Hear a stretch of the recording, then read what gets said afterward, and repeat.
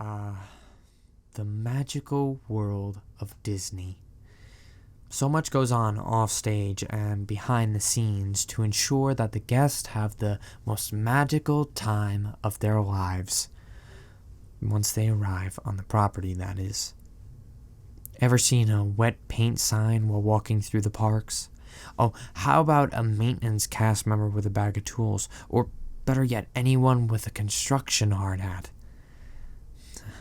Of course you haven't. That would ruin the experience that Walt Disney World is perfection. It's because that 99% of all work goes on after the show is over. All the little mice that keep the place running like clockwork don't even start working until the announcement is made over the radios we carry that the park is now clear. Then the crew gets to work. Maintenance starts buzzing around on their golf carts. The custodial cast members bring out the large hoses to wash down every inch of the streets we all walk on. And the construction crews are allowed past the security perimeter gates to come in and do whatever needs to be done. That's where my story begins. I've worked construction most of my life. When work dried up north, I moved to Florida, where some of my family had moved over 10 years ago. Naturally, I needed to find a job. I wound up applying for and getting hired by a construction company that shall remain nameless, that literally did almost all of the construction needs for the corporate mouse. I spent 5 or 6 overnights a week at various locations at Walt Disney World with coworkers. We were doing whatever our foreman told us what needed to be done. Sweet gig, actually, even though it was very hard work at times. Just think how many people can truly say they got to ride around Magic Kingdom, Animal Kingdom in the dead of night in trucks and golf carts. And what you have, well, the park is just about empty except for a skeleton crew. For about the first 6 months, I kind of kept to myself for talking with the crew of the company that I worked for. Then I began noticing how chummy many of the Disney overnight crew was with our staff. Custodians, when working in the same area as us, would come talk to the boys as well as the overnight security cast members. I began to slowly get to know many of these folks as well. They, for the most part, were really nice.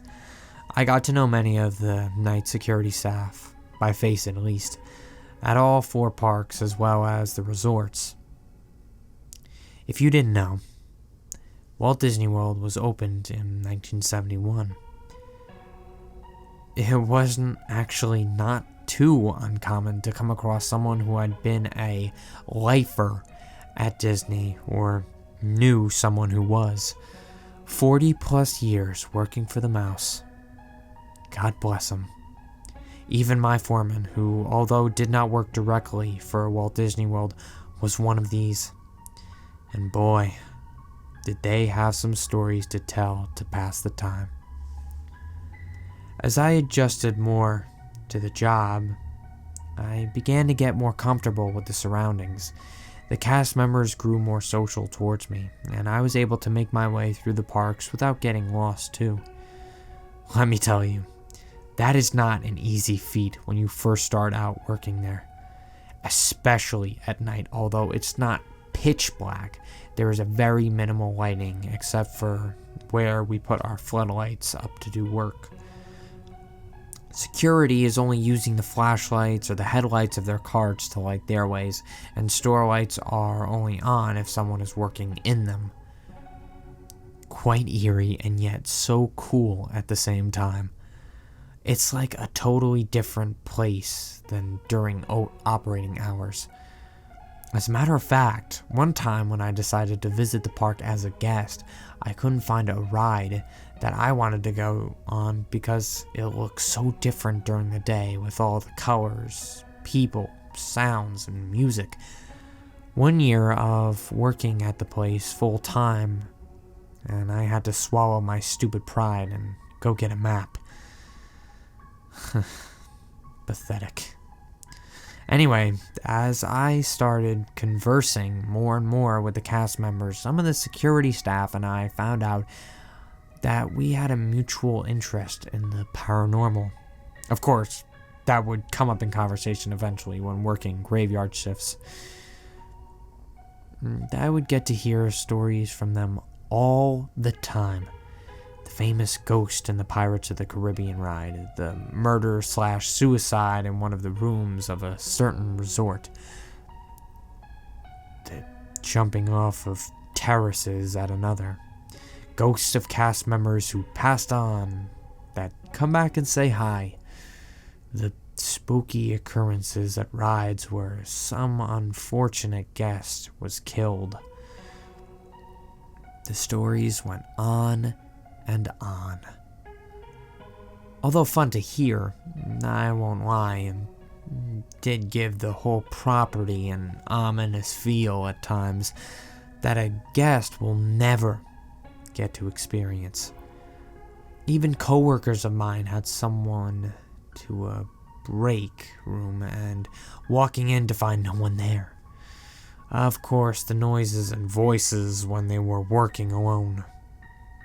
Ghost hunters, jackpot. So, several months ago, when arriving at work, the foreman called our team over for a meeting. He announced we would be starting a new assignment in the Magic Kingdom shortly. We would be working on the Seven Dwarfs Mine train ride. This attraction would be opening later in the year. How exciting. Up until now, my crew, since I had started with them, had been doing mundane yet necessary assignments.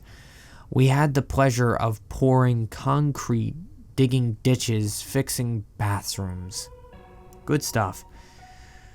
Now we were actually going to get to work on an attraction. Imagine me getting to tell my future wife and children that I helped make this as we were riding it. They would be in awe and so proud. The day was already up for most of the part, and we were going to be working on it and making it show ready. You know, making a building look like a mine inside and out, fabricating rocks, fixating jewels, the works. When the time came to start this, he had us meet in one of the cast members' break rooms inside the attraction. For most of those that don't know, most if not all attractions have break rooms inside them that public can't see. A cast member working the ride literally doesn't have to leave it if he or she doesn't want to, even for a lunch break. He explained the job would be doing what each week, and all the normal details. Then he proceeded to tell us that as per Disney management, we were to take all our lunch breaks at 3 a.m. and to only take it in this particular break room we were in. And I thought that was kind of weird. Since my employment with them began, we were never told when and where to take lunch. We used to always stagger our breaks as well, so that most of the crew was always working. Whatever, I guess. The mouse paid our bills, and who the hell was I to question it? I was still the rookie, but I will say this. I saw what I was thinking in the eyes of my coworkers as well. We were only a group of 10 guys on this assignment, and we were broken up into groups of 5. One group would work on the outside, and one group on the inside of the attraction. I was in the inside group. It was a pain to work in that thing, due to the size of the spaces where we had to work. Maybe 1 or 2 floodlights would fit in an area where we were working. It gave an effect of staring into a fire in the woods. While working on a wall, it was bright as hell. When you came out of that space, you were as blind as a bat. The first few days, it became a running joke contest of who tripped on something and broke their ass on the most each week. Had to pay for the drinks when we went out together. I paid up twice the first month. Thanks, Disney.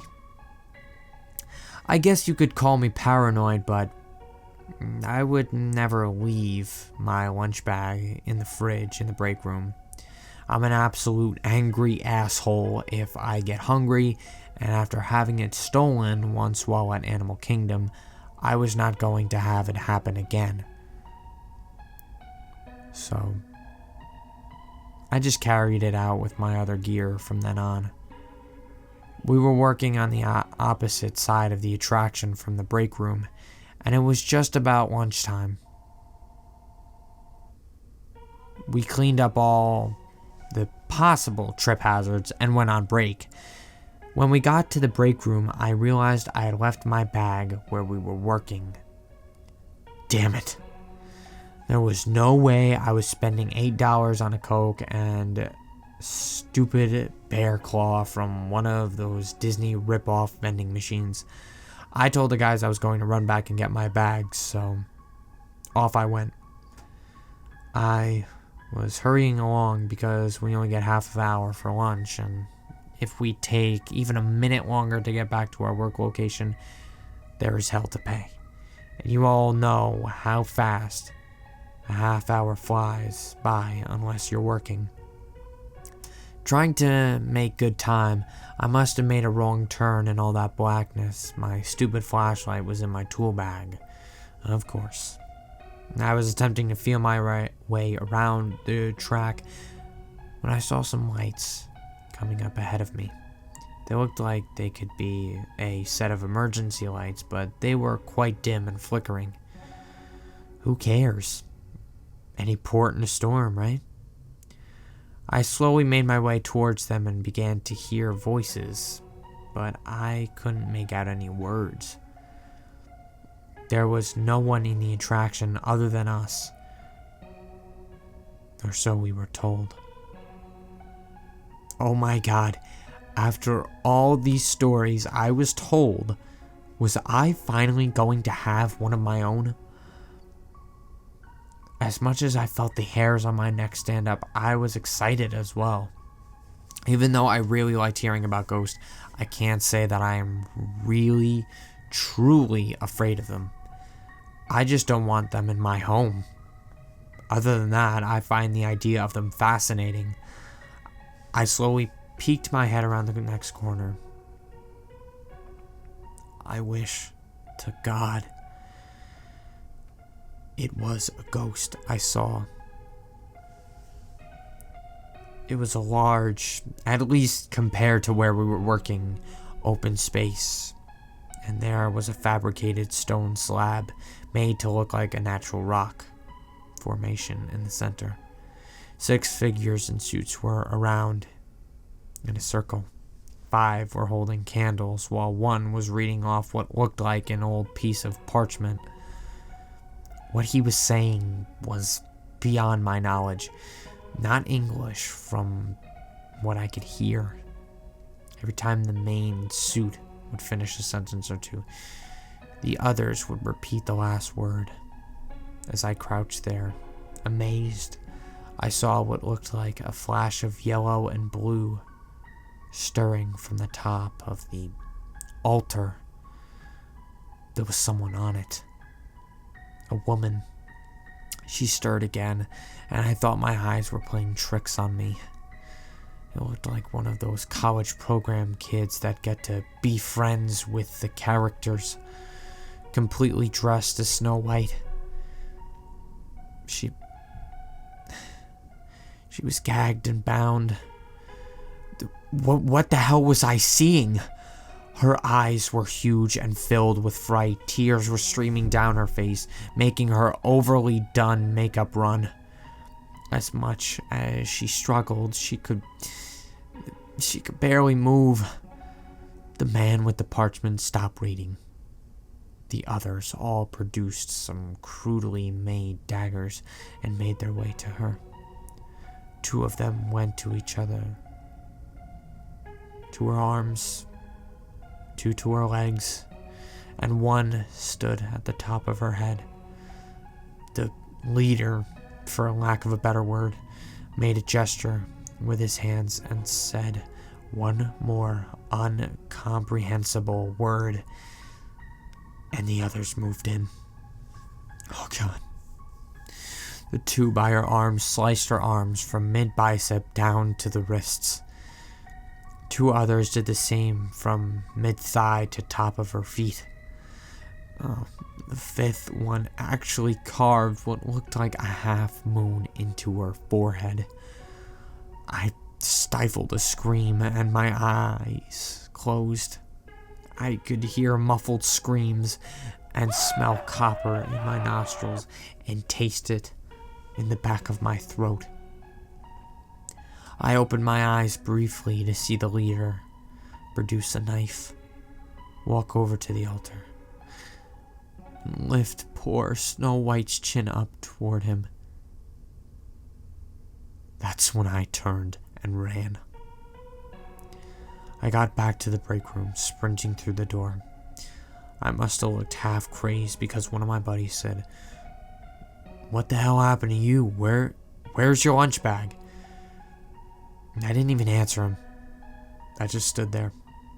He looked me over one more time, and I decided to call the foreman over the radio to come talk with me. The foreman came in, took one look at me, and asked if I was feeling okay. I shook my head. He told me to go home for the remainder of my shift. I called out sick the next 3 days. In the comfort of my home, I attempted to rationalize what had just happened. It had to be a gag, right? Was it my boys with an elaborate welcome to the crew trick? I mean, God, Walt Disney World is crammed full of college program kids. Late teens and early 20-year-olds away from home in college getting paid crap just so they can put Disney on their resumes. Just fornicating and causing havoc every chance they get. Playing tricks so that they can put it on their blogs or Twitter or whatever else stupid things they had just to get their attention. Whatever it had to be. On my first night back, I literally had to force myself not to turn my car around at the security gate when the guard opened it for me to enter. When I got to the break room, one of the lifers I worked with was sitting there, seemingly waiting for me. He told me to clock in, leave my stuff with him, and go meet the foreman over by the main entrance. I looked at him quizzically, since it was pretty far from where the mine was, and it was heavily frowned upon for us non-cast members to be found wandering far from where we were assigned. I stated it as such, and he just said, "Go. You'll be with your boss, so it would be his ass and not yours if someone says something." I made my way over to the main entrance and found him under the train station, sitting on one of the benches. He told me to sit. We sat there for about 5 minutes without speaking. He lit up a cigarette, and I did as well. During the night shift, you could get away with this if you were careful about it. He asked me what had happened the other night, and I just shrugged, looked at the newly hosed down ground, and exhaled. He put his hand on my shoulder and said that I was a great coworker. The other guys all liked me a lot. He didn't want to lose me, and that he was surprised I came back after the way I had looked. I told him that it wasn't far from the truth. He asked me if I was just sick or if something had happened. He also asked me if maybe a cast member manager had given me a hard time, and if so, he'd handle it. I shook my head and said that he wouldn't believe me and would probably fire me for being a nut if I told him. He then said something that would make me feel it was okay to tell the story. He said, "I've worked here since it was just flat land and dirt roads. Nothing you can say can shock me." I looked up at him, dead in the eyes. When I saw that he was telling the truth, I began to explain everything from the beginning. I ended the story with the other guy told me to come see him. My foreman sat there, flicked his cigarette butt, and grounded it onto the floor. A huge Disney no-no. He had sat there, nodding through the entire story, not interrupting once. Never once a smirk, a smile, a look of disbelief. A custodial truck happened to drive by when the headlights flashed on us. I'd seen that all the blood had seemed to drain from my foreman's face. He breathed in and exhaled once from the mouth. He had the beginnings of tears in his eyes. And he finally spoke. "What I'm about to tell you, kiddo, not many here have been here long enough to know, and those who do know almost never speak about. It's sort of a taboo subject, and the few that do talk about it are too old to care or have had one too many scotches." He smiled half-heartedly at this, and I thought maybe he might stop, but he continued. "I've lived here in this area for almost 80 years. I've barely been out of this state, less times than I can count on one hand. Orlando has only looked this way for a short time. If you could have seen this land in the time I grew up here, you would be amazed. Marshlands and orange groves, nothing else. Until Uncle Walt decided this was the spot for his next incredible theme park. There was practically nothing. Humans have been inhabiting this land for a very long time. The Ayes, the Apache, the Calusa, the Timucua, the Tacobago, all native Indians that lived in or around the land you are sitting on right now. The Paleo Indians were here before them. Ancient lands. Well, I'm no historian, but I guess them Indians at some point figured out this land was a little spoiled. Spoiled as in not just bad, but spoiled as in how a little child throws a tantrum if it doesn't get its way. At some point when these cultures were not having good weather or crops, what have you, they figured out that a blood sacrifice could do the trick. Every time they built a large structure in this area, they drew blood. But for whatever reason, the sacrifice had to do with the structure being built. For example,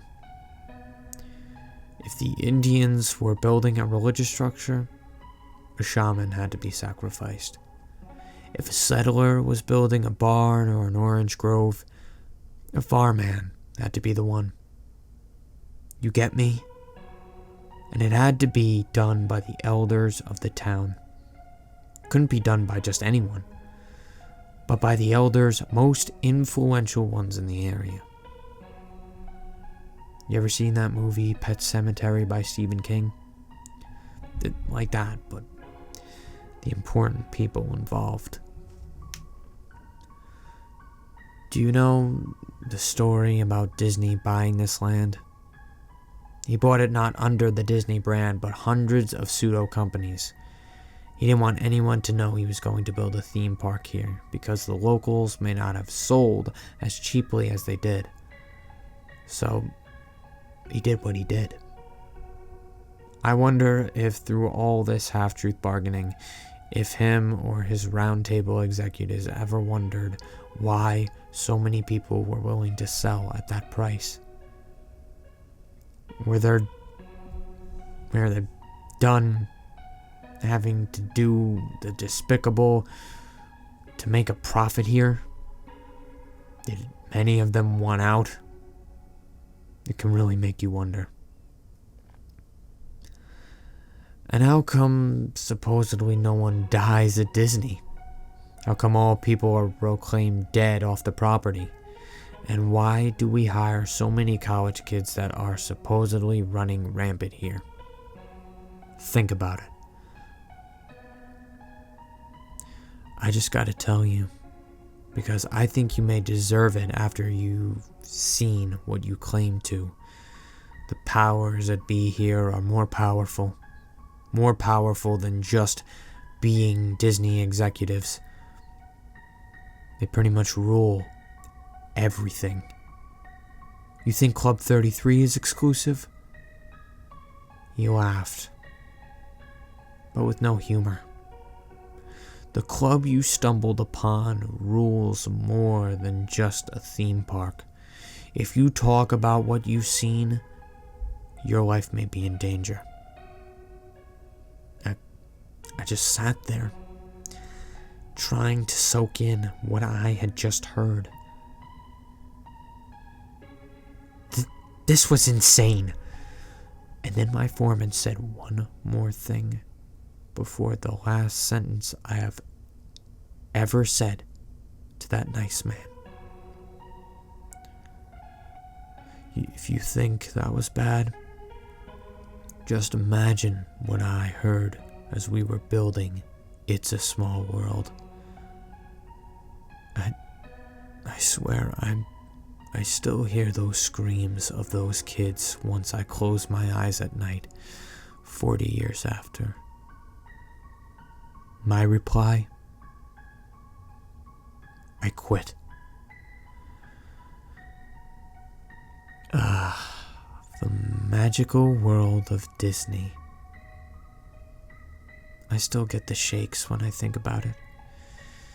I hate every fucking Disney commercial that comes on TV, and they come on a lot. I get goosebumps every time. I see that Universal is hiring. I need work. Should I apply?